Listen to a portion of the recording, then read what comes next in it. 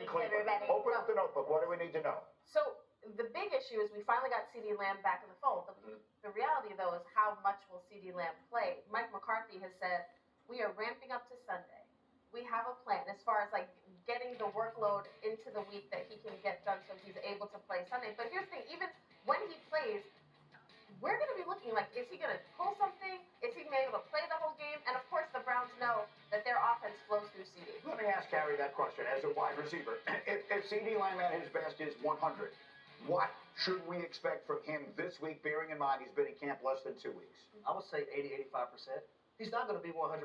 You miss an entire training camp. And wide receiver, being in shape at the wide receiver position is different than every other position, probably outside of DB, because they have to run along. But think about this.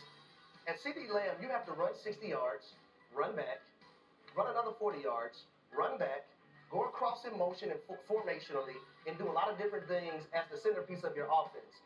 He's not in shape enough, I don't think, to play an entire football game.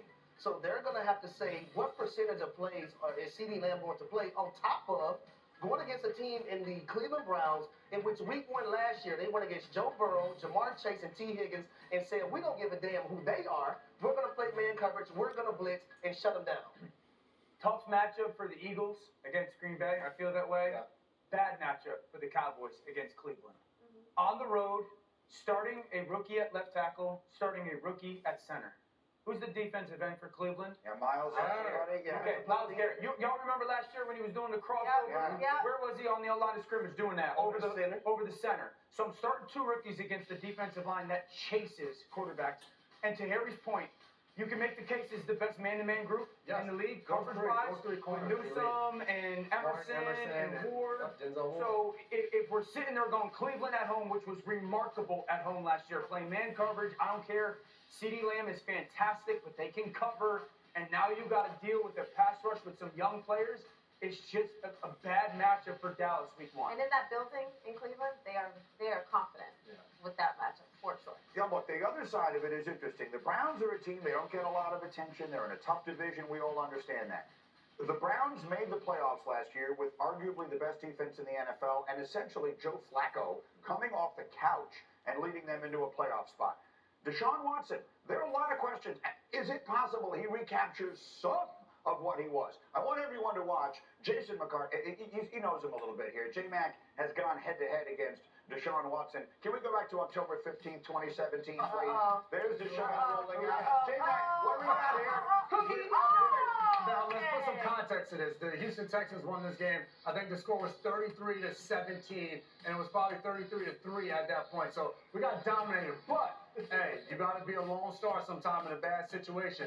The ball gets thrown to you, make your play, and go do something. Why did you ruin that? You didn't have to do that. No one in the audience knew that. You absolutely could have just said, he's a man of honor. They see those Cleveland Browns out there, and they're like, well, maybe it was when Hawk was there and they were 1-15, or the year after when J-Mac was there and they were 0-16. So either way, they probably didn't win that game. I'm pretty sure I actually have a significantly worse interception that I threw to either him or his brother in college that was from me to him. I would bet on that, but that's a whole other thing for a whole other time. Let's talk about Deshaun Watson for a minute here.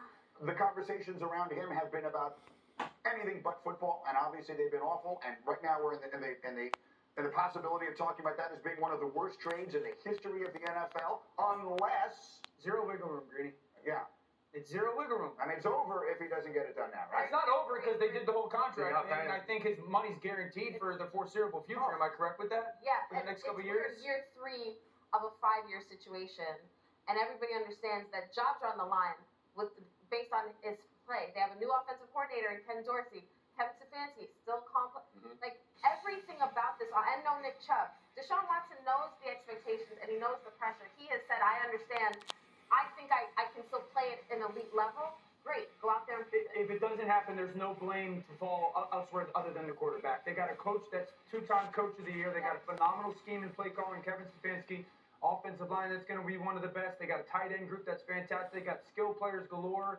And they got a defense that'll be top 5 in the NFL. They played 4 quarterbacks last year and made the playoffs with a plethora of offensive It is that unique situation where, as much as I hate when we play the quarterback gets all the credit, quarterback gets all the blame game, this is one of those situations. I think there's 2 in the NFL, Philly being one, where if it doesn't work out, it's going to be because the quarterback doesn't play well. Yeah, the contracts are what they are. I get it. In Philly, that's certainly the situation, and in Cleveland as well.